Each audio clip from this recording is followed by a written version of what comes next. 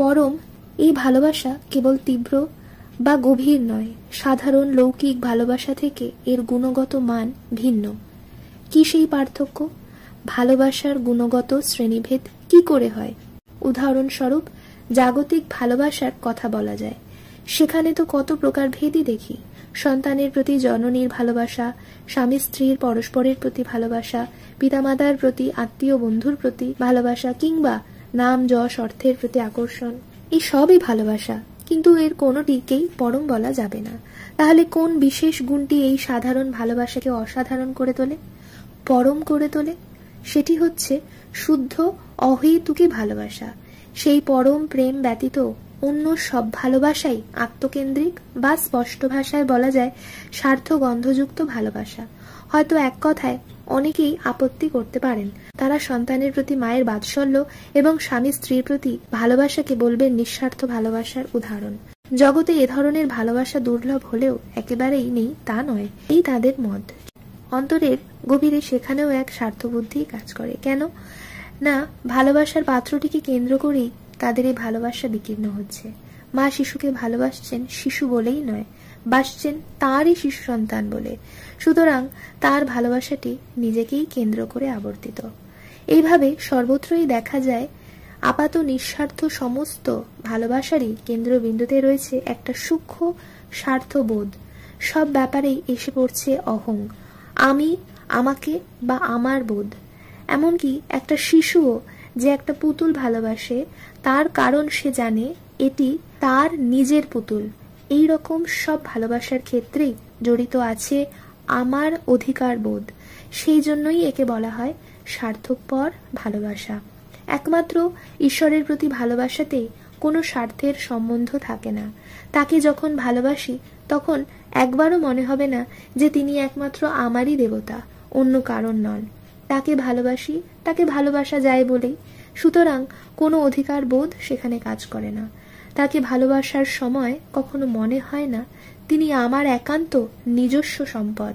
তিনি একমাত্র পরম প্রেমের বস্তু বলেই তাকে আমাদের সমস্ত ভালোবাসা উজাড় করে দিতে ইচ্ছে করে। ঈশ্বর আমাদের কাছে প্রিয় কেন? তিনি ঈশ্বর বলি তার সঙ্গে অন্য কোনো স্বার্থকেন্দ্রিক সম্বন্ধ নেই বলেই তিনি আমাদের প্রিয়। এই নিঃস্বার্থতার জন্যই এই পরম প্রেম গুণগত ও পরিমাণগত উভয় দিক থেকেই। পরিমাণগত এই জন্যই যে অন্য কোনো পার্থিব ভালোবাসা এত তীব্র হয় না, যা নিজের অস্তিত্বকেই ভুলিয়ে দিতে পারে। সেদিক দিয়ে সন্তানের প্রতি মায়ের ভালোবাসাও কি আমরা নিঃস্বার্থ বলতে পারি না? হ্যাঁ পারি, কতটা পরিমাণে। হয়তো সমস্ত পার্থিব সম্পর্কের মধ্যে নিঃস্বার্থ ভালোবাসার এটি কথঞ্চিত শ্রেষ্ঠ উদাহরণ। যখন শিশু খুবই ছোট্ট থাকে, অন্তত সেই সময়টা তার কাছে মায়ের কোনো প্রত্যাশা থাকে না। কিন্তু যতই সে বড় হতে থাকে, সমাজ সংসারে সে একজন সদস্য হয়ে ওঠে, তখন মাও কিছু প্রতিদান আশা করেন। তবু সেক্ষেত্রেও এই ভালোবাসাকে আমরা সম্পূর্ণ স্বার্থলেশহীন বলতে পারি না, কারণ সেই আমিত্ববোধ, অধিকারবোধ নিভৃতে কাজ করে। এই সন্তান তার সন্তান, এই বুদ্ধি তার ভালোবাসার মূলে।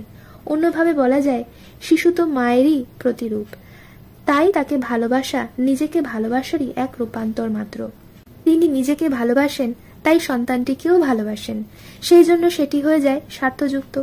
জগতের সমস্ত সম্বন্ধের ক্ষেত্রে এই একই নীতি বা স্বার্থ কাজ করছে। ভালোবাসার সঙ্গে মিশে আছে আত্মরতি। কথাটা হয়তো শুনতে রূঢ় বা কঠিন লাগবে, অনেকেই শুনে বিচলিত হতে পারেন, কিন্তু গভীর নিরপেক্ষ বিশ্লেষণ করলে দেখা যাবে কথাটা অপ্রিয় হলেও সত্য। সংশয় জাগতে পারে, এই পার্থিব ভালোবাসার সঙ্গে দিব্যপ্রেমের কি কোনো সাদৃশ্য আছে? উত্তরটা নেতিবাচক, কারণ ভগবানের জন্য যে ভালোবাসা, তাতে কোনো অধিকার বোধ, আমি বা আমার বোধ নেই, কোনো চাওয়া পাওয়া নেই।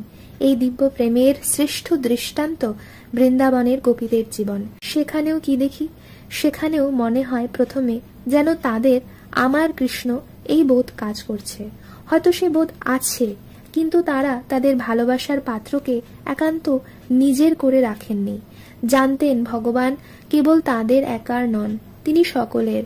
কৃষ্ণকে কেবলমাত্র নিজের বলেই ধরে রাখছেন, এই মূঢ়তা কারোর ছিল না। ছিল তাকে আমারই বলে সম্বোধন করবার একটা মাধুর্যের আবরণ মাত্র।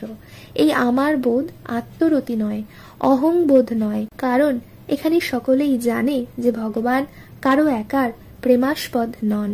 তাহলে এটাই কি সত্যি যে সব রকমের জাগতিক ভালোবাসাই স্বার্থকেন্দ্রিক? যদি তাই হয় তবে জাগতিক ভালোবাসাকে আমরা কোনো উচ্চ মূল্য দিতে পারি না। একথা একদিক থেকে ঠিকই যে জাগতিক ভালোবাসা যদি নিঃস্বার্থ হয় তবে তাকে ভালোবাসা আখ্যা দেওয়া যায় না। যদি কাউকে একান্তই আমার বলে না ভাবি তবে ভালোবাসা মুখের কথা মাত্র, সেখানে কোনো মমত্ববোধ, কোনো গভীরতা থাকে না। ভালোবাসা যত গভীরতর হবে ভালোবাসার পাত্র তত আপনতর হয়ে উঠবে। এটা খুব খাঁটি কথা, কিন্তু অসুবিধা হচ্ছে আমরা এর উপরের সূক্ষ্ম আবরণটি সরিয়ে দেখতে পাচ্ছি না। এই আবরণ বা মায়ার জালটি থাকার জন্যই আমরা এই লৌকিক ভালোবাসাকে মহৎ, শুদ্ধ, দিব্য কত কিই না বলে থাকি, কিন্তু তলিয়ে বুঝতে কি কখনো চেষ্টা করি? করলে দেখব এক সংকীর্ণ মমত্ব বোধ ছাড়া পার্থিব ভালোবাসার অস্তিত্ব থাকেই না।